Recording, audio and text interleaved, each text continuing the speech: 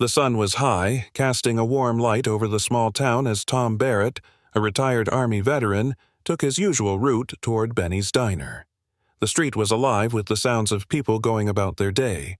Children's laughter drifting over from the park, a dog barking in the distance, and the hum of distant conversation from the cafe down the block.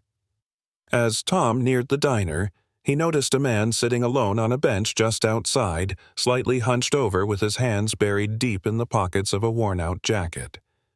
The man's clothes looked faded and rough, his shoes scuffed to the point of holes, and there was a kind of stillness in his posture that spoke of a life worn thin. Tom felt an unexpected pull, a sense of recognition that he couldn't quite place. Who was this man, and what was he doing sitting alone in the middle of a sunny afternoon, looking as if he belonged to another world? Without thinking twice, Tom walked over, his footsteps steady but soft on the pavement. "Hey there," he greeted, keeping his voice calm and warm. The man looked up slowly, his face shadowed under the brim of a tattered cap. His eyes were startlingly blue but hollow, carrying a weight that only a fellow soldier might recognize. For a moment, Tom was taken aback, almost sure he'd seen those eyes somewhere before. "Diner's got good coffee," Tom offered, nodding towards the entrance. "I'll buy you a cup if you'd like." The man's gaze flickered over Tom, cautious and guarded. His hands tightened inside his pockets, as if he were bracing himself. After a moment, he shrugged, giving a faint nod. "All right," he muttered, his voice rough and low. Inside the diner, Tom led him to a booth by the window, watching as the man sank into the seat, shoulders slumped, eyes darting nervously around the room. Tom could sense that the man was uncomfortable but too tired to resist a moment's warmth. "Name's Tom," he said, extending a hand across the table. The man hesitated before taking it, his grip surprisingly strong. "Cal," he replied, keeping his gaze down as if he were studying the cracks on the table. They fell into silence as the waitress brought over 2 mugs of steaming coffee. Cal wrapped his hands around his cup, savoring the warmth, though he barely took a sip.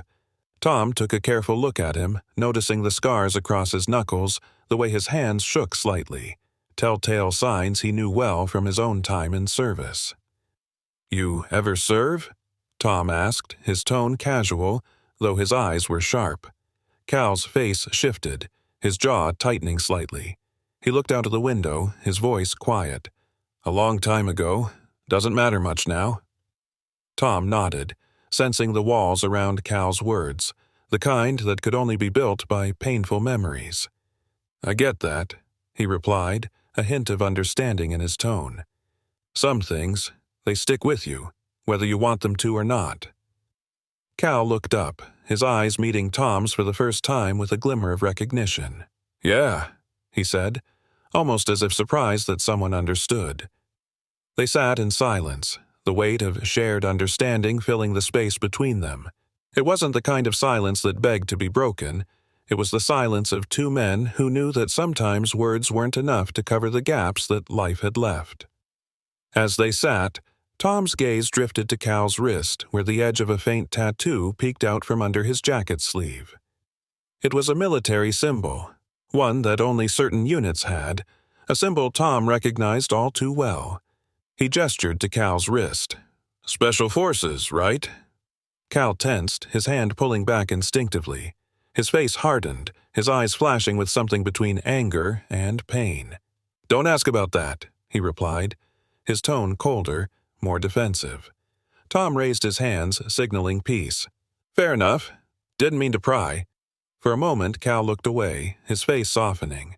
"I used to be someone else," he muttered, almost to himself. Back then, it mattered.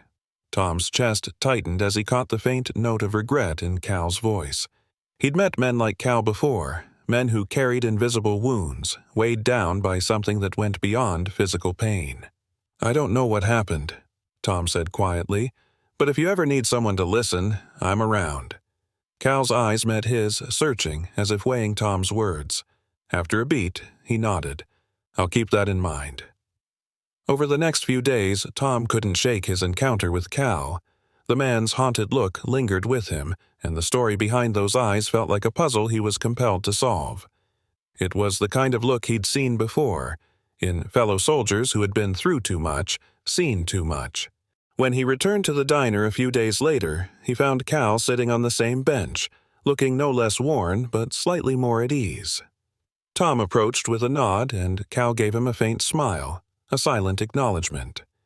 "Fancy another coffee?" Tom offered, his tone light. Cal shrugged, but there was a hint of appreciation in his eyes. "Wouldn't say no." Inside, they settled into the same booth. This time, Cal seemed slightly less guarded, though he still didn't say much. But Tom didn't mind. He understood that trust wasn't something Cal was used to giving. They were halfway through their coffee when Tom asked, "You ever think about getting back on your feet? Starting fresh?" Cal's face darkened, and he let out a bitter chuckle. "Fresh? Some of us don't get fresh starts, Tom. Some of us are stuck right where we're left." The words struck Tom deeply. He knew what it was like to feel trapped, to carry burdens that others couldn't see, but he wasn't about to give up on Cal. "You'd be surprised," Tom replied, his tone kind but firm. "Sometimes all it takes is someone willing to help." Cal looked up, his expression a mix of surprise and suspicion. "And what, you're offering to be that someone?" Tom met his gaze steadily. "Maybe I am, if you're willing to try." Cal studied him for a long moment before nodding, almost reluctantly. "All right, but don't expect much." Tom grinned, feeling the first spark of hope. "I don't need much, Cal. Just someone willing to take the first step." Over the next couple of weeks, Tom made it a habit to check on Cal. Sometimes he'd find him at the diner, nursing a coffee. Other times, he'd see him at the edge of the park, sitting on a bench, lost in thought. Each time, Tom would walk over, striking up casual conversations. Little by little, Cal began to open up, though never enough to reveal the full picture. One breezy afternoon, Tom spotted Cal sitting alone by the lake just outside town, his gaze fixed on the water as if trying to escape into its depths. Tom took a seat next to him without saying a word, letting the silence settle. They sat there for a while, the calm of the lake broken only by the distant laughter of kids playing nearby. Cal finally broke the silence.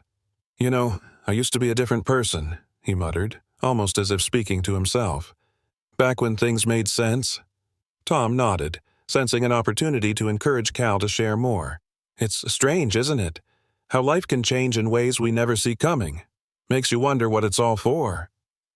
Cal's lips curved into a bitter smile. "Yeah. Sometimes it feels like you're just a pawn, moved around until there's nothing left." Tom was taken aback by the edge in Cal's words. There was a deeper story here, something Cal hadn't yet shared. Tom decided to press, gently. "You ever think about talking to someone about it? I know Emily, my daughter, she's a counselor, and she works with veterans. She's helped a lot of people." Cal's expression hardened. "Talking doesn't change anything. It doesn't bring back what you've lost." He paused, looking down at his hands, which were clenched tightly. "Doesn't erase the things you've done." Tom understood the look in Cal's eyes all too well. It was the same look he'd seen in the mirror years ago, a look that carried the weight of guilt, regret, and a past that wouldn't stay buried. "Maybe not," Tom replied softly. "But sometimes it can give you peace, and maybe that's worth something." For a moment, Cal seemed to consider this, his expression softening. But just as quickly he shook his head, the guarded look returning to his face. "You're wasting your time, Tom. Whatever you're trying to do here, it's not going to work." Tom's voice was steady as he replied, "Maybe, but I don't mind trying." The next day, Tom couldn't shake his conversation with Cal. That look in his eyes, the hollow, haunted gaze, stayed with him. Determined to find a way to help, he decided to ask Emily if she could look into Cal's background more thoroughly. Maybe knowing what had happened to him would provide insight into why he was so deeply scarred. When Tom explained his request, Emily hesitated. "Dad, you know there are limits to what I can find. Military records are private, and Cal might not appreciate us digging into his past." "I know," Tom replied. "But there's something about him, Em. He's carrying a weight that's too much for one person, and I feel like he deserves a second chance." Emily's face softened. "All right, I'll see what I can find. But please be careful. If he finds out, it might push him away." Tom nodded, appreciating her support. "I'll be careful. Thanks, Em." A few days later, Emily called him back, her tone serious. "Dad, I found something. Calvin Weaver, served in a highly classified unit. His last mission report is locked behind heavy clearance, but from what I could access, it looks like his career ended after a failed operation. There was a hearing, and he was marked as uncooperative." Tom's heart sank as he listened. "Uncooperative witness," he repeated, more to himself than to her. He knew what that meant. Someone who refused to play along with a cover-up. Someone who took the fall for something beyond his control. Emily sighed on the other end of the line. "That's what it looks like. They labeled him as a problem, and he was discharged shortly after. There's a mention of a Lieutenant Ray Hawkins involved in the same mission. Does that name sound familiar?" Tom's grip tightened on the phone. "Hawkins. Yes. We crossed paths in the service. He was ambitious, the kind who'd do anything to protect his career." A heavy silence followed, memories flashing through Tom's mind of Hawkins and the lengths he'd go to maintain his reputation. "Dad, I think Cal was thrown under the bus," Emily said gently. "Whatever happened, it sounds like he didn't agree with the official story, and they made him pay for it." Tom's chest tightened, anger flaring within him. He had seen men destroyed by the military machine before, but this was different. This time, he had a chance to help. "Thank you, Em," he said quietly. "I think I know what I need to do." Determined to help Cal clear his name, Tom decided to confront Lieutenant Hawkins directly. He hadn't spoken to Hawkins in years, but he knew that the man had settled into a high-ranking administrative role back in the city, far from the battlefields he'd once controlled. With a mix of anger and determination, Tom drove into the city, the silence of the drive amplifying his thoughts. When he reached Hawkins's office, he was greeted by a polished, almost smug smile. Hawkins hadn't changed much. He was the same ambitious man Tom remembered. "Tom Barrett," Hawkins greeted, extending a hand that Tom pointedly ignored. "It's been a long time." "Not long enough," Tom replied, his tone cold. "I'm here about Calvin Weaver." Hawkins's expression didn't falter, but his eyes narrowed ever so slightly. "Weaver? Now, that's a name I haven't heard in a while. What brings him up?" "Cut the act, Hawkins," Tom said, his voice hard. "I know what happened. I know he was set up to take the fall for that mission." Hawkins's smile didn't waver, but there was a slight tension in his jaw. "Be careful with your accusations, Tom. Calvin Weaver's choices led to his own downfall. He was unreliable." Tom's voice was steady, but his anger was unmistakable. "He refused to play along with your cover-up, didn't he? You needed a scapegoat, and he was the easiest target." Hawkins leaned back, his eyes cold. "Believe what you want, Tom, but sometimes sacrifices have to be made. Weaver made his choice when he went against the chain of command." Tom's fists clenched. This wasn't a sacrifice. It was betrayal. Men died because of that mission, and Weaver was one of the few who had the courage to stand up and tell the truth. Hawkins sighed, an exasperated look crossing his face. "This conversation is over, Tom. Weaver was uncooperative, and he paid the price. Now, if you'll excuse me, I have work to do." Without waiting for a response, Hawkins turned and walked away, leaving Tom standing there, fists still clenched. But as Tom left, he couldn't shake the feeling that Hawkins wasn't telling the full story. If there were answers, they were hidden somewhere deeper than he'd realized, and he was determined to find them. Tom returned home that evening, a heavy sense of frustration weighing him down, but his resolve had only strengthened. He was even more determined to help Cal find the justice he deserved. He called Emily, updating her on his confrontation with Hawkins. "I don't think Hawkins is the only one involved," Tom said, his voice tense. "This goes deeper than just him. There are others who played a role in burying Cal's truth." Emily's voice was steady but filled with concern. "What's our next step?" Tom thought for a moment, a plan beginning to form. "I need to get Cal to tell his story fully. If we can gather enough details, maybe there's a way to get someone to listen, a journalist, a veterans organization, someone who can help us get the truth out there." Emily agreed, promising to help however she could. Together, they began reaching out to contacts, searching for anyone who might be able to lend credibility to Cal's story. The next morning, Tom met with Cal at their usual spot in the diner. Cal was sitting in their booth, hands wrapped around a mug of coffee, staring out the window. Tom could see that the weight of everything they were trying to uncover was heavy on him, but there was also a glimmer of hope in his eyes, a hope that hadn't been there before. "Morning, Cal," Tom greeted, sliding into the booth across from him. Cal nodded, his expression guarded. "Any news?" Tom leaned forward, keeping his voice low. "I confronted Hawkins yesterday. Didn't go the way I'd hoped, but it confirmed one thing. Hawkins and whoever else was behind this are still determined to keep it buried." Cal's jaw clenched, his eyes darkening.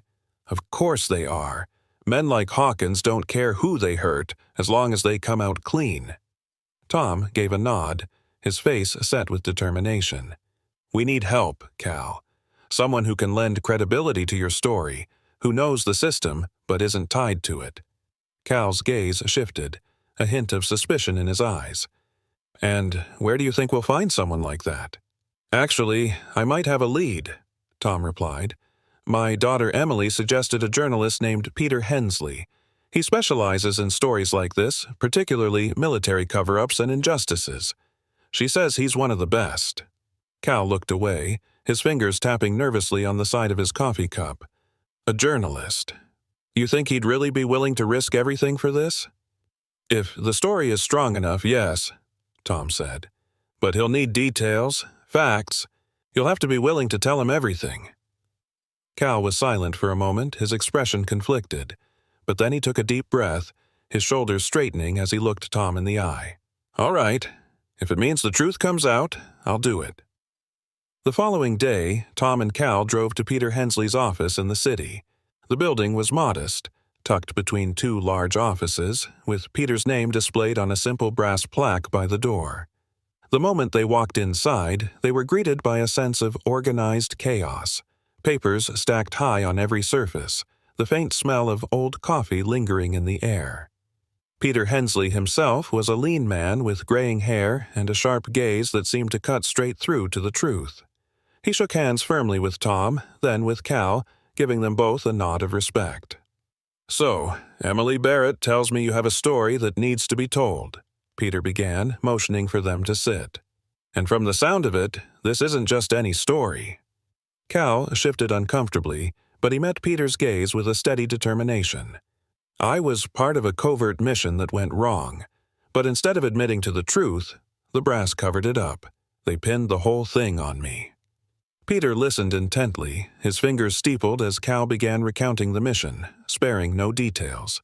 He told Peter about the orders they'd received, the ambush that had awaited them, and the lack of backup when things went sideways. Tom watched as Peter's face darkened, his jaw tightening with each new revelation. "And when I tried to report what really happened, they made sure my career was over," Cal finished, his voice steady but filled with a quiet rage. "They said I was uncooperative. All I did was refuse to lie." Peter leaned back in his chair, his eyes narrowed. "You know, Cal, this is the kind of story that could rattle a lot of cages. But if we're going to do this, we'll need proof, documents, records, any evidence that corroborates your story." Cal nodded. "I don't have much. They took most of my records when I was discharged, but there's one person who might have something. An old friend from my unit, Dan Hodges. He kept copies of everything. If anyone has a copy of the mission report, it's him." Peter's eyes lit up with interest. "If we could get our hands on that report, it would make all the difference." Tom looked at Cal, determination sparking in his eyes. "Then let's go find Dan." The next day, Tom and Cal set out to find Dan Hodges. He lived on the outskirts of town, in a modest house surrounded by fields and trees. When they knocked on the door, Dan answered, looking older and wearier than Cal remembered. But there was a flicker of recognition in his eyes as he looked at his old friend. "Cal," Dan said, his voice heavy, "it's been a long time." Cal gave him a nod, his expression a mixture of relief and sorrow. "Too long. But I need your help, Dan. I'm trying to clear my name." Dan's face hardened, and he looked away, visibly uncomfortable. "I always knew what they did to you was wrong," he muttered, glancing back at Tom and Cal. "But talking about it now, it's risky." "I know," Cal replied quietly. "But I'm tired of being haunted by this. I want my truth to be known, even if it's the last thing I do." Dan hesitated, then sighed, motioning them to follow him inside. He led them to a small back room cluttered with boxes and papers where he began searching through a stack of files. "I kept everything," Dan explained, pulling out a thick folder. "Never trusted the official reports they put out, so I made copies. And here's the one that matters most." He handed the mission report to Cal, his face grim. This could expose them." Cal looked at the report, his hands trembling as he flipped through the pages. Everything was there, the mission details, the orders, and the discrepancies that had led to the disaster. There was no doubt now, Hawkins and others in command had twisted the truth to protect themselves. Tom took the report, feeling the weight of it in his hands. "Thank you, Dan. This means everything." Dan gave a curt nod. "Just be careful. There are people who won't want this to come out." With Dan's report in hand, Peter wasted no time drafting the article. Over the next few days, Tom, Cal, and Peter worked tirelessly, piecing together the details, fact-checking, and preparing for what would happen once the story went live. Finally, the day came. Peter's article went live early in the morning, detailing the cover-up, the failures of command, and the betrayal of one of their own. It included a copy of the mission report, proving without a doubt that Cal had been set up to take the fall. The story spread quickly, shared across news platforms and social media, and almost immediately, the public reacted with shock and outrage. Veterans groups rallied around Cal, demanding an investigation into the conduct of the officers involved. But the backlash was swift. Within hours, Tom, Cal, and Peter began receiving anonymous threats, warning them to back off or face the consequences. Emily even received a message, a veiled threat left on her car's windshield. Despite the threats, Cal's resolve only strengthened. "They can try to scare us all they want," he said, his voice steady, "but I've lived with fear for years. I'm done hiding." Tom placed a hand on his shoulder, his own determination mirroring Cal's. "We're with you, Cal. All the way." Over the next few days, the story continued to gain momentum, with major networks picking it up, amplifying Cal's voice. Public support grew as more veterans came forward, sharing similar experiences of betrayal and injustice. The pressure mounted, forcing military officials to respond. The military issued a brief statement, acknowledging that an internal investigation would be conducted. But Hawkins and his allies remained silent, hiding behind carefully crafted statements and evasions. As the investigation proceeded, Tom and Cal knew they couldn't stop now. They reached out to every contact they could find, connecting with more journalists, veterans advocates, and legal teams willing to support Cal's case. Each new ally brought them closer to the truth, and with every step, Cal's story grew stronger. One evening, just as they were preparing for a meeting with a prominent veterans organization, Cal received an anonymous message. It read simply, "Back off, or you'll regret it." But Cal's resolve was unwavering. "They've taken everything from me once. I won't let them do it again." As the weeks passed, the investigation reached a turning point. More evidence emerged, exposing Hawkins' role in manipulating reports and covering up the truth. Witnesses came forward, corroborating Cal's story and confirming the failures of command that had led to the mission's disastrous outcome. But the fight wasn't over yet.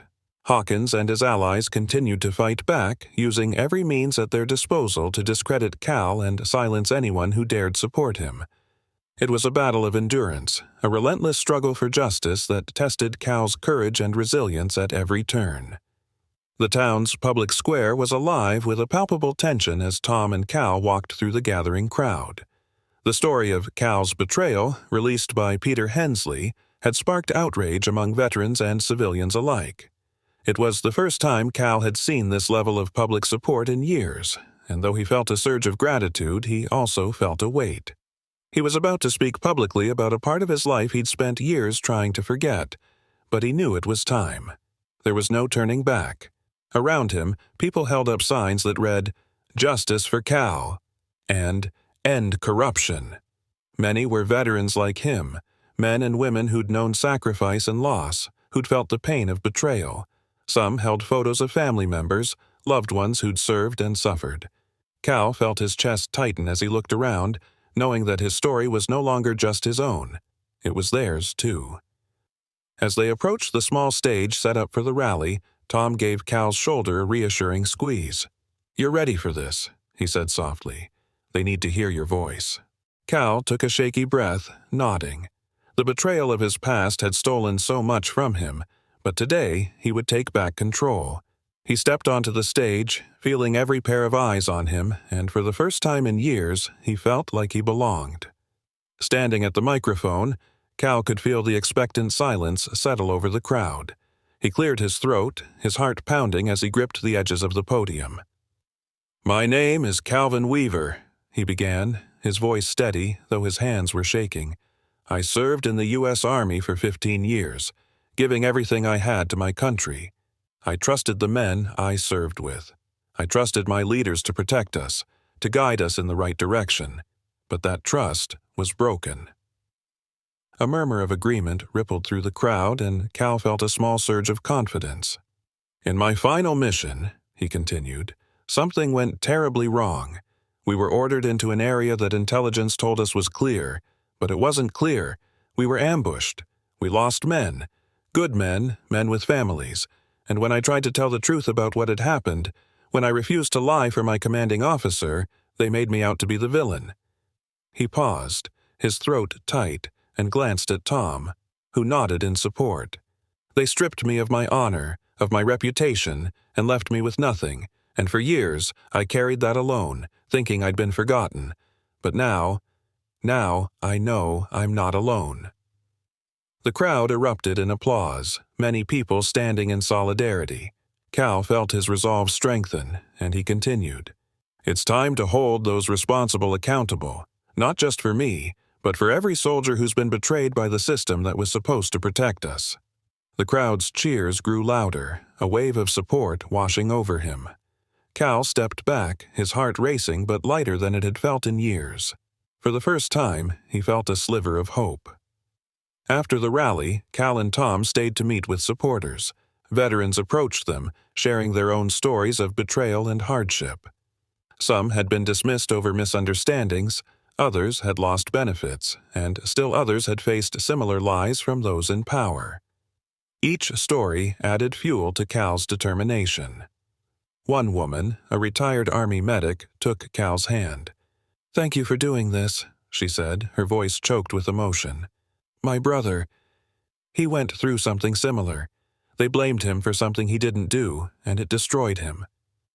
Cal held her hand tightly. "This isn't just for me," he said, his voice filled with conviction. "It's for all of us, and I promise we won't stop until we see justice." As they continued to meet with people, Peter approached, giving them a nod of encouragement.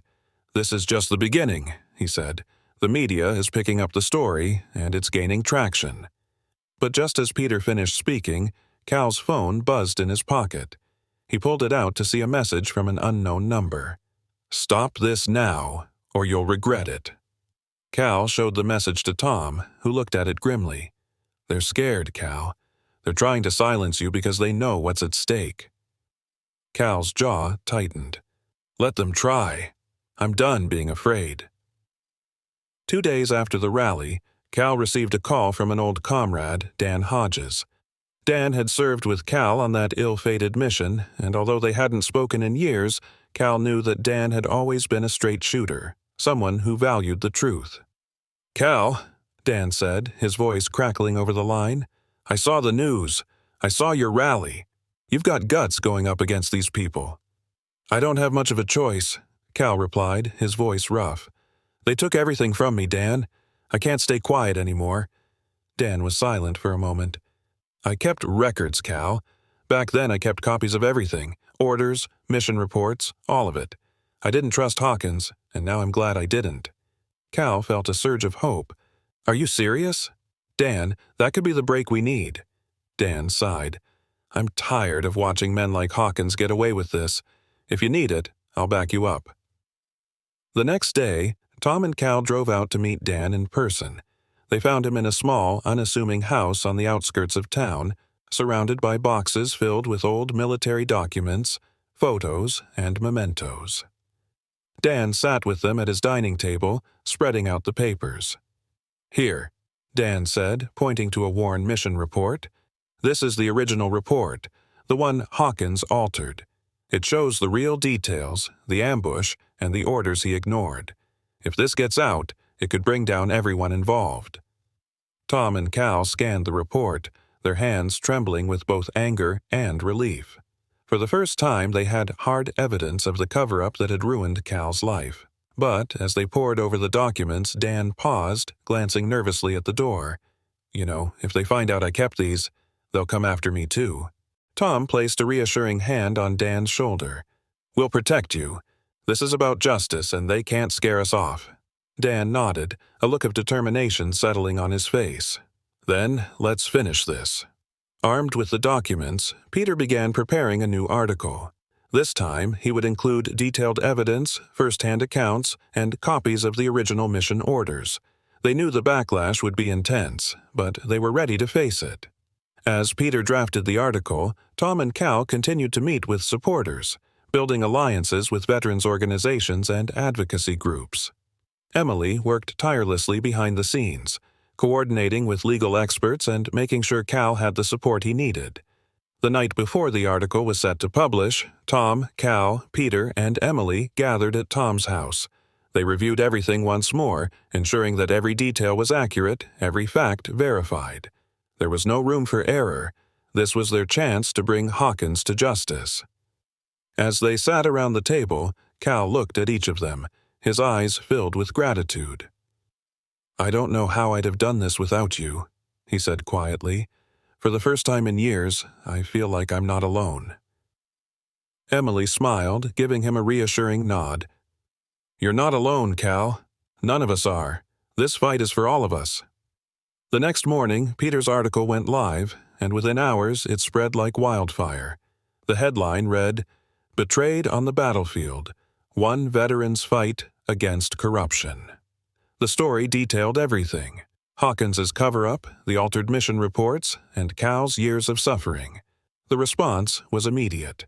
The media flooded with interviews, talk shows discussed the case, and public opinion rallied behind Cal.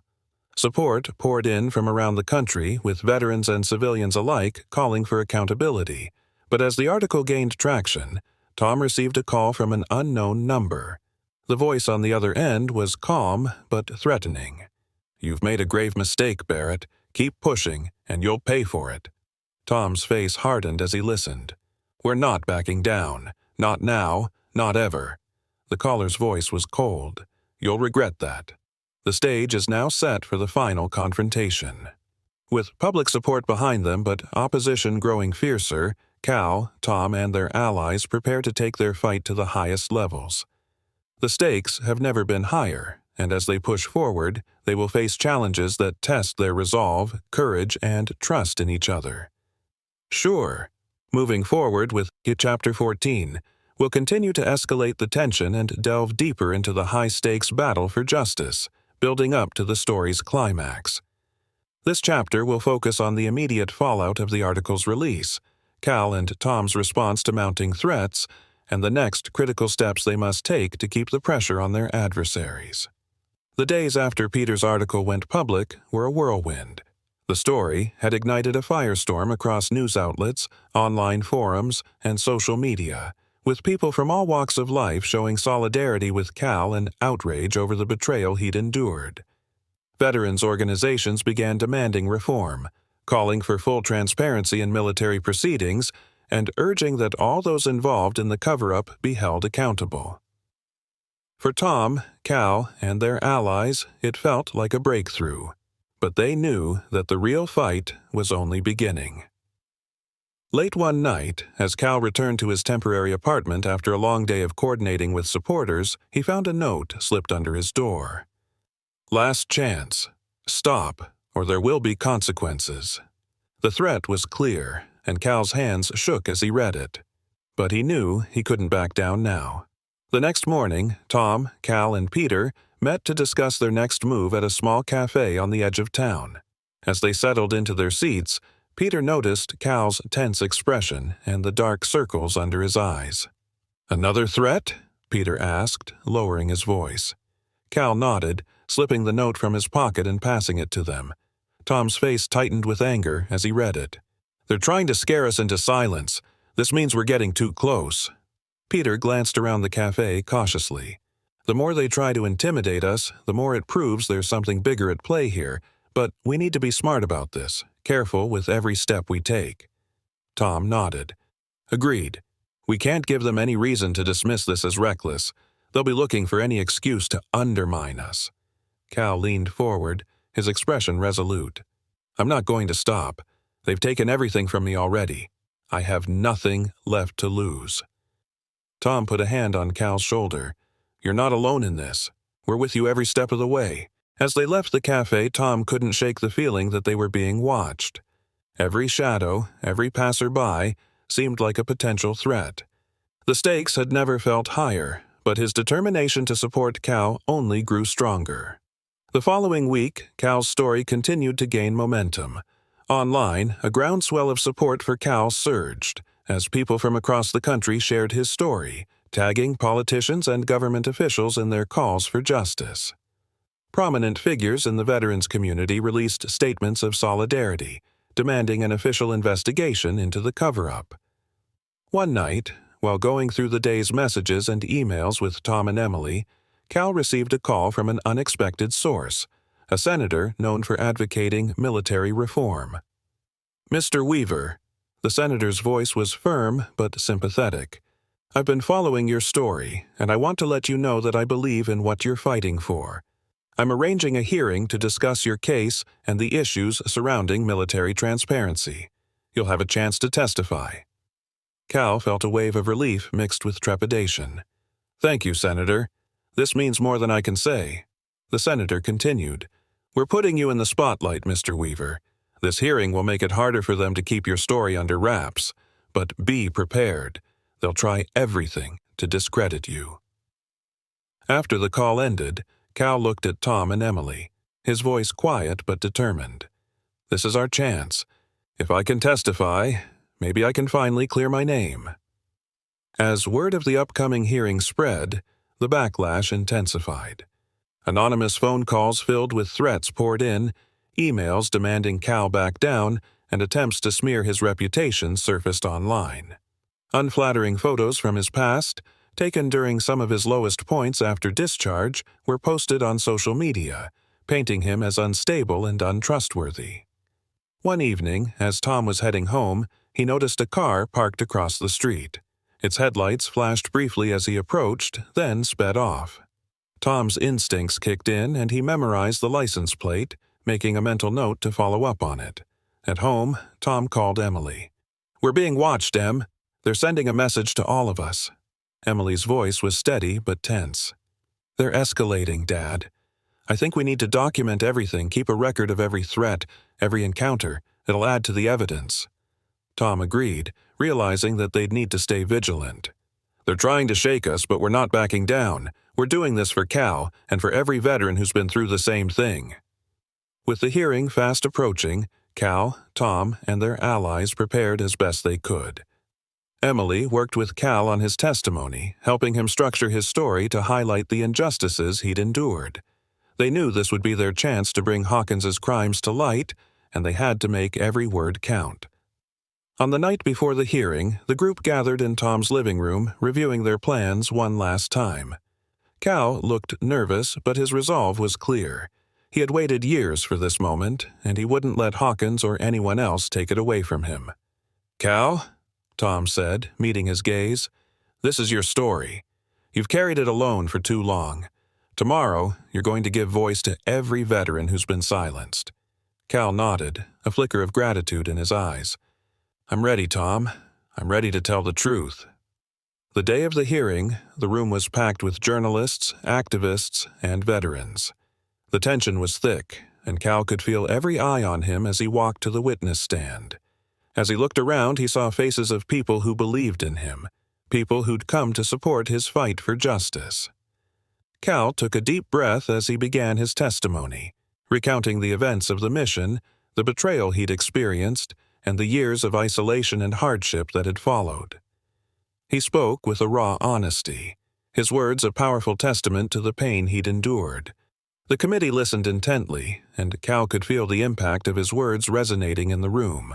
But he also saw Hawkins, seated a few rows back, his face a mask of contempt. Cal knew that Hawkins would stop at nothing to protect himself, but he refused to be intimidated.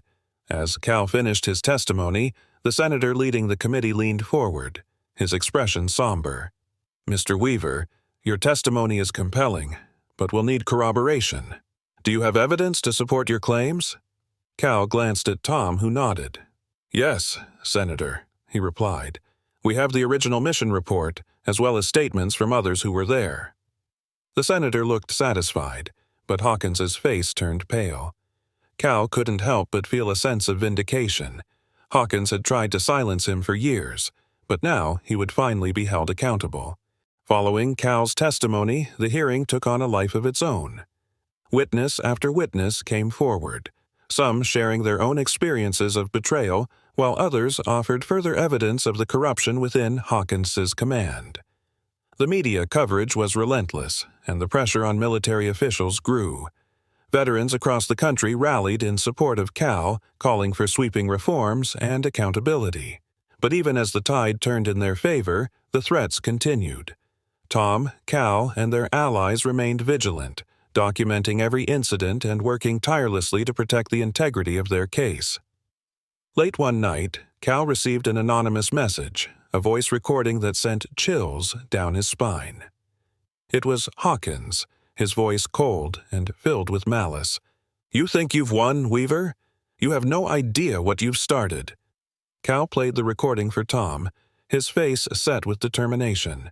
"He's still trying to intimidate us." Tom looked at him, his eyes fierce. "Let him try. We're not backing down." The following week, the hearing's impact echoed across the nation, with public opinion tilting firmly in Cal's favor. But Tom and Cal knew that Hawkins was far from defeated. Every victory they achieved only made Hawkins more desperate and dangerous, and with his allies in high places, he still held considerable power. One evening, as Tom sat in his study, his phone buzzed with a message. It was from Emily, who had been monitoring media responses and gathering any new evidence that could strengthen their case. "Dad, turn on the news," her message read. "There's something you need to see." Tom quickly switched on the television, and his heart sank as he saw the headline flash across the screen. "New allegations surface against veteran Calvin Weaver. Questionable past raises doubts." The report went on to display old, doctored photographs of Cal in compromising situations, stories taken out of context from years ago, and anonymous testimonies suggesting that he was unstable and prone to aggression. Tom immediately called Cal, who answered with a weary voice. "You saw it, didn't you?" "They're trying to ruin you, Cal," Tom said, his voice filled with anger. "But we won't let them get away with this." Cal's silence spoke volumes. He had known there would be pushback, but he hadn't expected such a vicious attack on his character. "They're making me out to be a monster," he finally whispered. "How can people believe this?" "Because they're afraid," Tom replied, his tone steady. "They know you're winning, and this is their last resort, but we'll fight back. We have the truth on our side." Determined to clear Cal's name, Tom contacted Peter, urging him to counter the allegations with a follow-up article. Peter agreed, gathering new statements from Cal's former comrades who were willing to vouch for his character and the truth of his story. Within hours, the article was published, painting a stark contrast to the smear campaign.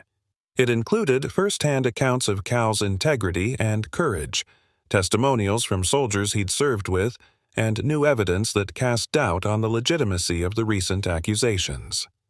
Support poured in from veterans groups and public figures, but Tom knew they couldn't rely solely on public opinion. "We need more than just words, Cal," Tom said as they strategized in his study. "If we want to dismantle Hawkins's network, we'll need concrete evidence of his corruption and deceit." Cal's face was set in determination. "Then we keep looking. I'm not going down without a fight." 2 days later, Emily received a tip from an anonymous source. The message read, "I have evidence that will bring Hawkins down. Meet me at the old mill at midnight. Come alone." Emily's heart pounded as she read the message. She knew it was risky, but the chance to secure valuable evidence was too tempting to ignore. She immediately called her father, sharing the details of the message. "Dad, this could be our chance," she said, her voice filled with urgency. "What if this person has exactly what we need?" Tom was hesitant, sensing the danger, but he also knew that Emily was right. "All right, but you're not going alone. Cal and I will be there nearby. We'll keep an eye on you just in case." That night, they drove to the old mill, a decaying structure on the outskirts of town. Emily stepped out of the car, her pulse racing as she walked toward the entrance. Tom and Cal waited nearby, hidden in the shadows, their eyes trained on her. As she stood in the dimly lit space, a figure emerged from the darkness, a man in a worn trench coat, his face partially obscured by shadows. "Emily Barrett?" he asked, his voice low. Emily nodded, keeping her distance. "You said you had evidence, proof of Hawkins' involvement." The man glanced around nervously, then handed her a small USB drive. "This has everything. Financial records, emails, communications, all tracing back to Hawkins and his partners, but you didn't hear it from me. If they find out, I'm done." Before Emily could ask any further questions, the man slipped back into the shadows, disappearing as quickly as he'd arrived. Emily quickly turned and hurried back to Tom and Cal, clutching the drive tightly. Back at Tom's house, they inserted the USB drive into a laptop, their hearts pounding as the files loaded. The screen filled with documents detailing bribes, falsified mission reports, and communications that implicated Hawkins and several other high-ranking officials. "This is it," Cal murmured, his voice filled with a mixture of shock and relief. "This is the proof we've been waiting for." Tom leaned forward, his face set with determination. "We need to get this to Peter. Once this goes public, they won't be able to deny the truth." The next day, Peter released a new article featuring the documents from the USB drive. The revelations were damning, exposing a network of corruption that extended far beyond Hawkins. The article was accompanied by a scathing editorial calling for Hawkins's immediate resignation and a full investigation into all officials involved. As the article spread, Hawkins's once solid support began to crumble. Allies distanced themselves, and his name became synonymous with corruption. But as Tom and Cal celebrated their victory, they knew Hawkins wouldn't go down quietly. That evening, Tom received a call from Hawkins himself. His voice was cold, filled with barely restrained fury. "You think you've won, Barrett?" Hawkins sneered. "You're playing with fire. This isn't over." Tom's voice was steady as he replied, "It is over, Hawkins. You're finished. The world knows what you've done." Hawkins laughed bitterly. "You don't understand, do you? There are people involved in this who are far more powerful than you can imagine. They'll protect me, and they'll make sure you regret ever starting this." But Tom remained unfazed. "You can threaten all you want, Hawkins, but you're going down, and you're taking everyone who helped you with you." Hawkins hung up, leaving Tom with a sense of foreboding. He knew the fight was far from over, but he was ready to face whatever came next. The following morning, Cal received an unexpected message from a retired colonel who had once served under Hawkins. The colonel, who had witnessed Hawkins's deceit firsthand, had stayed silent for years out of fear. But with the truth now exposed, he was ready to come forward. Cal and Tom met with the colonel at a quiet cafe on the edge of town. The colonel was a grizzled, gray-haired man with piercing eyes that held a lifetime of experience. "I've been carrying this for years," he began, his voice heavy with regret. "I watched good men suffer because of Hawkins's ambition. I stayed quiet to protect my career, but I can't live with it any longer." He handed them a thick folder filled with documents and photos. "This is everything. Proof of the missions Hawkins compromised, the men he sacrificed. Use it well." Cal and Tom thanked him, knowing that his testimony would add another layer of credibility to their case. As they left the cafe, Tom looked at Cal, a fierce determination in his eyes. "We're not just fighting for your justice, Cal. We're fighting for every soldier he betrayed, and we're going to win." With the new evidence and the colonel's testimony, Peter prepared a comprehensive exposé, detailing the full extent of Hawkins' corruption and betrayal. The article went live, accompanied by interviews with witnesses, photos, and documents that left no room for doubt. The response was immediate and overwhelming. Public outcry reached new heights, and government officials were forced to respond. An emergency meeting was called to address the accusations, and Hawkins was suspended pending a formal investigation. But, even as the walls closed in on Hawkins, Tom knew there was one last battle to fight. That night he received a message from an unknown number. The message read simply, "Meet me at midnight. I have information on the others involved." Tom felt a chill as he read the words. He knew it was dangerous, but if this was their chance to expose the rest of the network, he couldn't ignore it. He showed the message to Cal, who nodded. "I'll go with you. We've come this far. Let's see this through to the end." The clock struck midnight, and Tom and Cal waited in the shadows by the edge of an old, deserted park on the outskirts of town.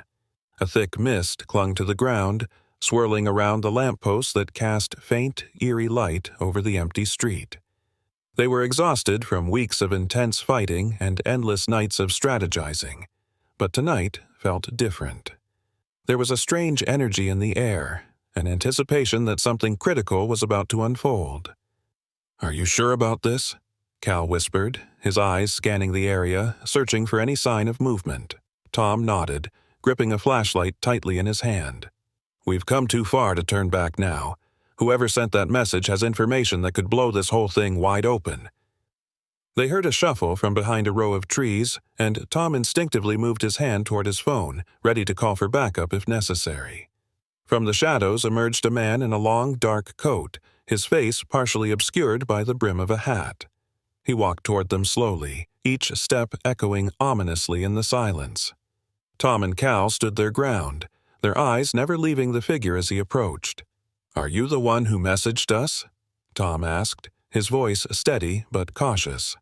The man nodded, glancing around as if he were afraid of being watched. "I don't have much time," he murmured, "but I know what you're looking for. I know where the records are, the ones that can bring down not just Hawkins, but the entire network he was part of." Cal's eyes widened. "Where? How do we find them?" The man hesitated, looking over his shoulder. "There's a private storage facility outside the city, under the name of a shell company Hawkins set up. The files are in a secured room, along with other records that show how deep this corruption goes. But it won't be easy to access." Tom exchanged a glance with Cal, both men realizing the risks involved. "We can handle ourselves," Tom said, his voice calm. "But why are you helping us?" The man sighed, pulling his hat lower. "Because I was part of it once. I did things I'm not proud of, things that haunt me. But maybe helping you can change that, even if it's just a little." He turned to leave, but Tom called out, "Wait! What if we need to contact you?" The man shook his head. "You won't. If you're lucky, this will be the last time we meet. Just be careful. They'll do anything to keep these records hidden." As he disappeared into the mist, Tom felt a chill creep down his spine. Whoever this man was, he carried secrets that had nearly destroyed him, just as they had destroyed so many others. The next morning, Tom, Cal, and Emily gathered in Tom's study, going over the information they'd received. They knew this wasn't just a simple storage facility. It would be heavily guarded, and accessing the files would require meticulous planning. Emily, who had a knack for strategy, sketched out a rough plan on a notepad. "The facility's security system will be our biggest obstacle. We'll need to time our entry carefully to avoid detection, and once we're inside, we'll have a limited window to get the files and get out." Cal nodded, his face set with determination. "I'll handle the entry. I've dealt with systems like this before." Tom looked at his daughter, concern flickering in his eyes. "Em, this is risky. You don't have to be a part of this." Emily gave him a firm look. "Dad, you've been fighting this battle for months. I'm not sitting this out now." Tom knew there was no changing her mind. She was as determined as he was to see justice served. With their plan in place, the three of them prepared for what they knew could be the most dangerous night of their lives. They gathered the tools and equipment they would need, and as the sun set, they set out, knowing that there was no turning back. Under the cover of darkness, Tom, Cal, and Emily approached the facility. It was a tall, windowless building surrounded by high walls and security cameras. They hid in the shadows, watching as the night guard made his rounds. When the coast was clear, Cal motioned for them to follow him, and they moved swiftly toward the back entrance. Cal worked quickly, bypassing the lock on the door. Inside, they found themselves in a dimly lit hallway, the hum of security cameras audible in the silence. Emily pulled out a small device she'd brought to scramble the cameras temporarily, giving them a window to navigate the maze of corridors without being seen. They reached the secured room without incident, and Cal set to work on the keypad. He entered a series of codes he'd memorized from his years in service, his hands steady despite the adrenaline coursing through him. The door clicked open, revealing rows upon rows of filing cabinets, each labeled with numbers and dates. Tom and Emily stepped inside, scanning the labels until they found what they were looking for. A drawer marked Project Vanguard.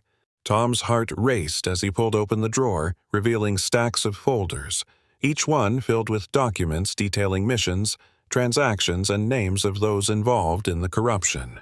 "This is it," he whispered. "This is everything we need." But just as they began gathering the files, the sound of footsteps echoed from down the hall.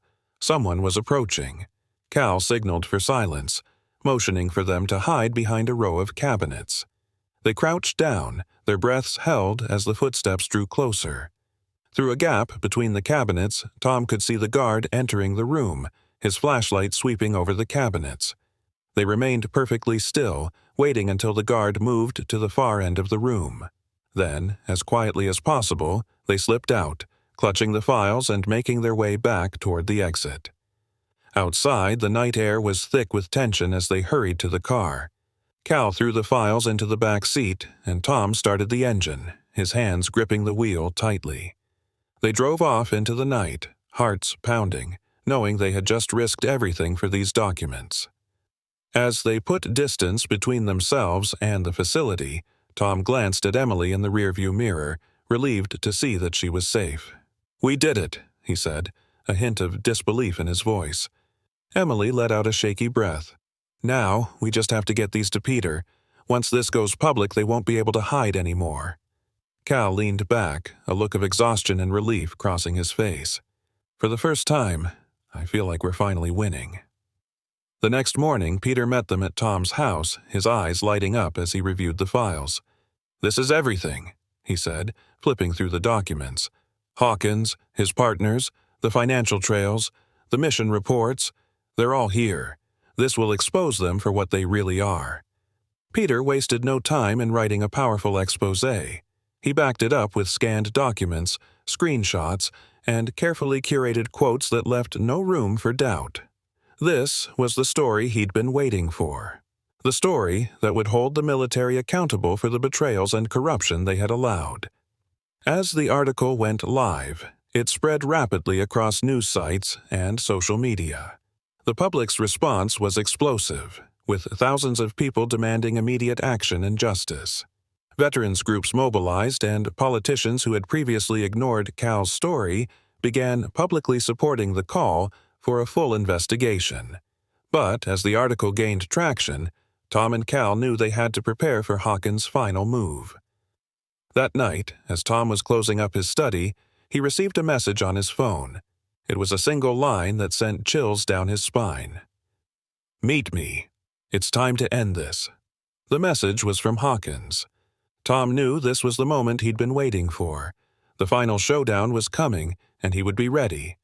Tom sat in his study, the message from Hawkins lingering on his screen. He read the words over and over, feeling a strange combination of anger and anticipation build within him.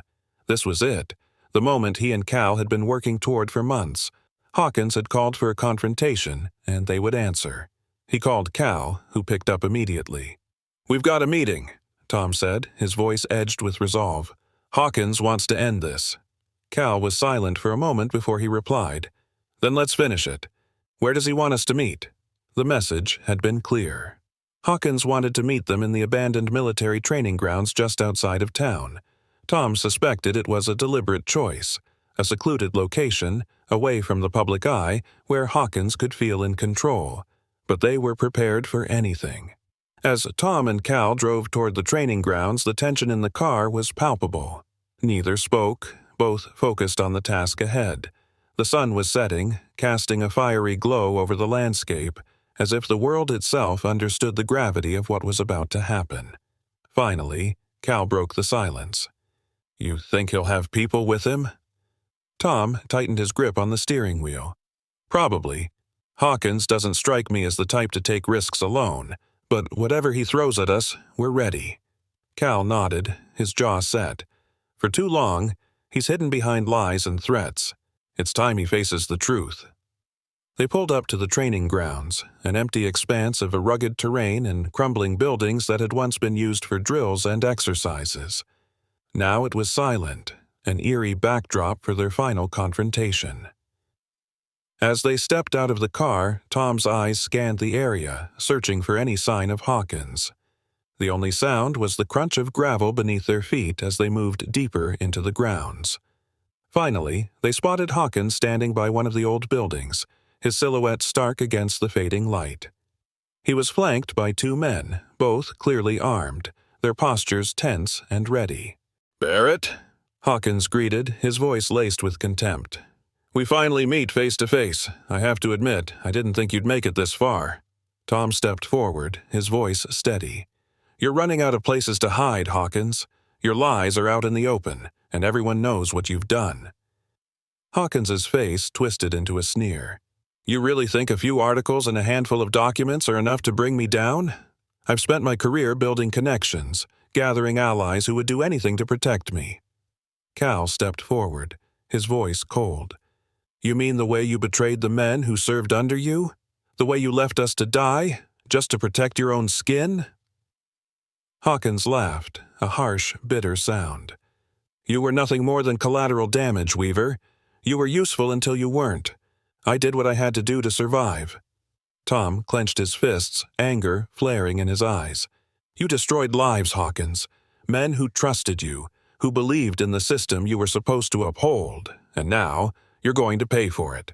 Hawkins's expression turned cold as he took a step closer, his two men moving in tandem with him. "I warned you, Barrett. I told you to back off, but you couldn't leave well enough alone, could you?" Tom held his ground, his gaze unwavering. "You tried to ruin Cal's life, and you almost succeeded, but we're still here, and we're not afraid of you anymore." Hawkins's eyes narrowed, a flicker of fury crossing his face. He motioned to one of his men, who took a step toward Tom and Cal, his hand resting on the weapon at his side. "Last chance," Hawkins sneered. "Turn around and walk away, or this will be your last day." Tom didn't flinch. "Do your worst, Hawkins. We're not leaving until this ends." Hawkins's face twisted with anger. "Fine, have it your way." The two men reached for their weapons, but Cal and Tom were ready. Tom moved swiftly, his training kicking in as he disarmed one of the men with a quick twist of his arm, sending the weapon skidding across the ground. Cal tackled the other man, his movements sharp and controlled as he wrestled him to the ground.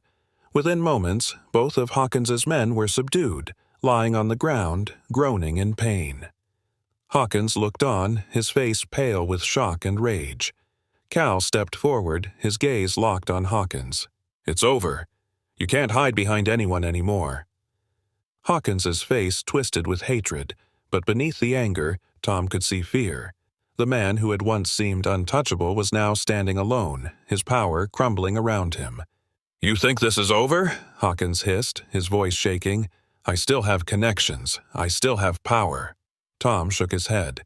"Not anymore. The world knows what you've done, Hawkins, and you're going to face justice."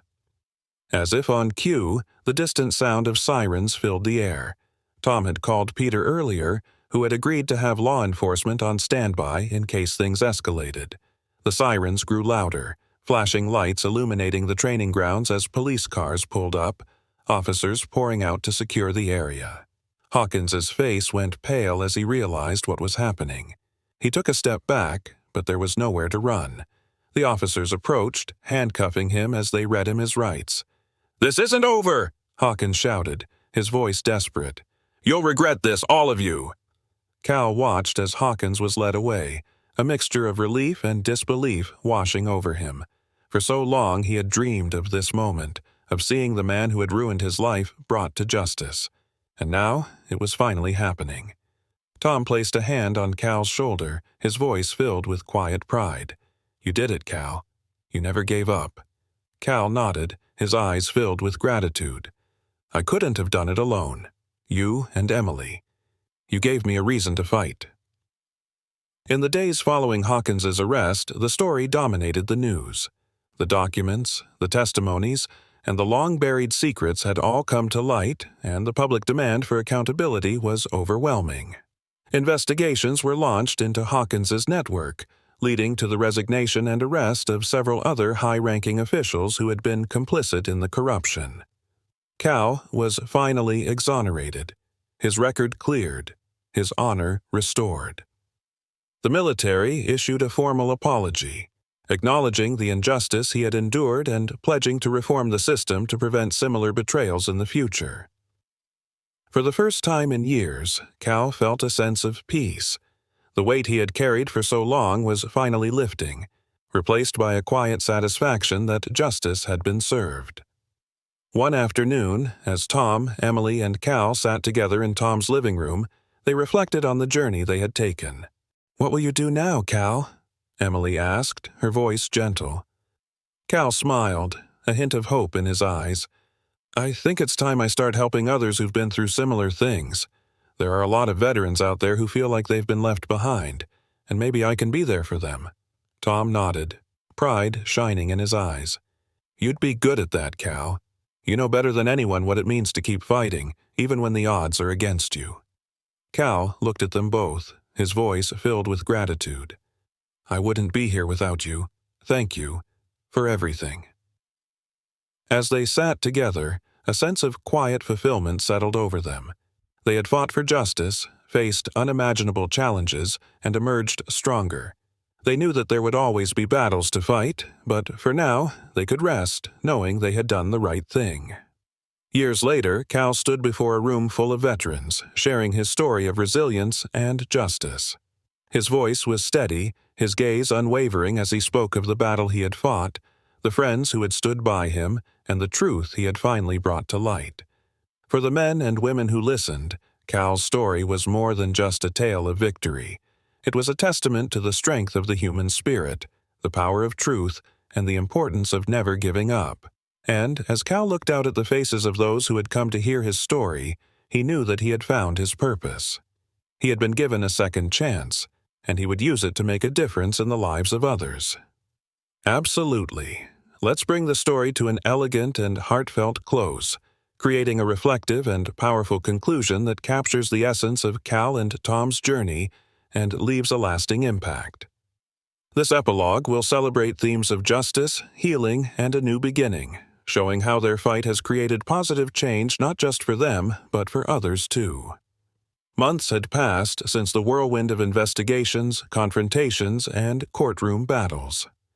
With Hawkins and his allies now facing the consequences of their actions, a sense of justice finally settled over Tom, Cal, and everyone who had stood by them. Cal's name had been fully restored. His record was cleared, his honor restored, and he had become a voice for countless others who had suffered in silence. But even more than his exoneration, Cal had found something he never thought he'd have again: a purpose. One evening, Tom, Emily, and Cal gathered at the same diner where this journey had begun. The familiar warmth of the place, with its worn booths and old jukebox, felt different now, charged with the memories of everything they'd been through. "Feels strange, doesn't it?" Cal said, glancing around, a faint smile on his face. "Sitting here without the weight of it all pressing down." Tom nodded, a smile playing on his lips. "Strange, yes, but well-deserved." Emily raised her glass of iced tea, a look of pride in her eyes. "To justice," she said, her voice soft but strong, "and to never giving up." They clinked their glasses, a quiet acknowledgement of their journey. For Tom, this moment wasn't just a victory for Cal, but a reminder of the strength found in friendship, family, and resilience. Cal was no longer the haunted man Tom had met all those months ago. He was someone renewed, his spirit whole. In the days that followed, Cal began speaking at veterans organizations, sharing his story with others who had also faced the shadows of betrayal, loss, and trauma. Each time he spoke, he felt a little more of the bitterness and anger lift, replaced by something else, an understanding that his story had the power to bring healing, not just to himself, but to others. He established a nonprofit organization dedicated to helping veterans navigate the challenges of civilian life and fight for justice if they felt silenced or forgotten. With Emily's expertise as a counselor and Tom's unyielding support, the organization quickly became a haven for those who needed a place to belong, a place to find understanding and hope. One evening, after a particularly moving support group session, Cal stayed back, reflecting. The room was quiet, the walls adorned with framed photographs of veterans who had come through, each photo a story of resilience, courage, and survival. He touched one of the frames, feeling a deep gratitude for everyone who had fought alongside him. As he walked out into the night, he felt an immense sense of peace settle within him. The journey had been hard, filled with moments of doubt and fear, but now he knew that every step had led him here, to a life dedicated to helping others find the same peace he had finally achieved. Years later, at a ceremony honoring veterans who had made an impact on the community, Cal stood at a podium, gazing out at a crowd filled with faces he recognized. Veterans he had helped, families he had supported, and friends who had become family along the way. Tom and Emily stood in the front row, beaming with pride. "I didn't fight alone," Cal said, his voice clear and steady. "I had people by my side who refused to let me give up, who reminded me of the value of truth and justice. And because of them, I'm here today, not as a man defeated by the past, but as someone who's found a new purpose." The audience erupted in applause, but Cal's gaze rested on Tom and Emily, his heart filled with gratitude for the bonds that had sustained him. As he looked out over the crowd, he felt a profound sense of fulfillment. His journey had come full circle, from a man broken by betrayal to someone who could stand tall, knowing that his story had changed lives, including his own. And as he walked off the stage, surrounded by those who had been touched by his story, he knew that this was only the beginning of his legacy, a legacy of resilience, truth, and unwavering hope. As Cal stepped off the stage, the weight of his journey finally lifting, he felt the warmth of the crowd's support, a reminder that the fight for justice is never fought alone. If Cal's story inspired you, don't let it end here. Tap subscribe to join us in sharing more stories of resilience, courage, and hope. Every story deserves to be heard, and by joining our community, you're helping make that possible. Leave a comment below. Let us know what part of Cal's journey resonated most with you. Have you or someone you know ever fought for justice? We'd love to hear your stories and continue the conversation about standing up for what's right. And if you believe in the power of stories to make a difference, hit share to pass Cal's story on. Together, we can build a community that uplifts, inspires, and supports those who need it most. Thank you for watching, and we'll see you in the next story that matters.